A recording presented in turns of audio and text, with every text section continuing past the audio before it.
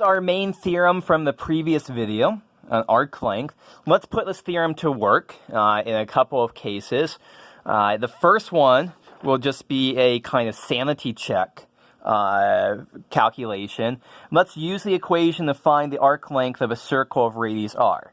Now you know and I know the arc length of a circle of radius r is that's the circumference of a circle, and so our answer should be 2 pi times the radius. We better get the same thing. How are we going to parameterize our circle? So c of theta, I'm going to use theta instead of t, just because that's a little bit more usual. So how do we parameterize r times cosine theta and r times sine of theta? Okay, what do we need? We need x prime of t and y prime of t. Let's calculate out that. Actually, it's going to be x prime of theta and y prime of theta. X prime of theta is minus r times sine theta, and y prime of theta would be r cosine theta. And so when we have here the square root of x prime of theta squared plus y prime of theta squared, we end up with minus r sine theta squared plus r cosine theta squared. And this simplifies down to r squared sine squared theta plus r squared cosine squared theta.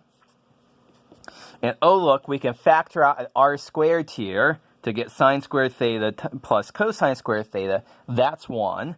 So this just ends up as the square root of r squared, which is r. So now we can go ahead and write down this integral here to find the arc length. So s is going to be the integral of this square root, which we just computed. That square root simplifies down to r. And what are the bounds here? To make one loop all the way around the circle, we would want theta to run from 0 to 2 pi.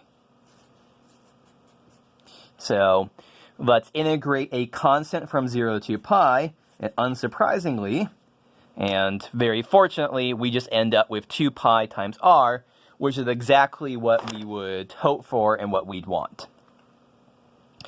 Okay, so that's a quick sanity check to show that our previous formula seems to be working the way we'd want it to work. Let's do one that we aren't going to know going into it what the answer is. So find the arc length of the curve given the parametric form by c of t is t squared to t cubed. T is running between 0 and 1. And so we need x prime of t to be 2t, and y prime of t is going to be 3t squared. And so our arc length is the integral from 0 to 1 of the square root of x prime of t squared plus, once again, I'm just using this formula right here, plus y prime of t, 3t squared, dt. And let's see, can we simplify this? Can we evaluate this? Okay, this is 4t squared plus 9t to the 4th. We can factor out a t squared. Both of these have a t squared. We can move a t squared outside the integral, and that would just become a t after we take the square root. And this is all looking lovely because we can set u equal to 4 plus 9t squared, and when we take the derivative, du here, 18t dt, and that matches up great with that factor of t outside. Let's change the bounds. When t is 0, u is 4 plus 0 is 4. When t is 1, u is 4 plus 9 times 1 is 13.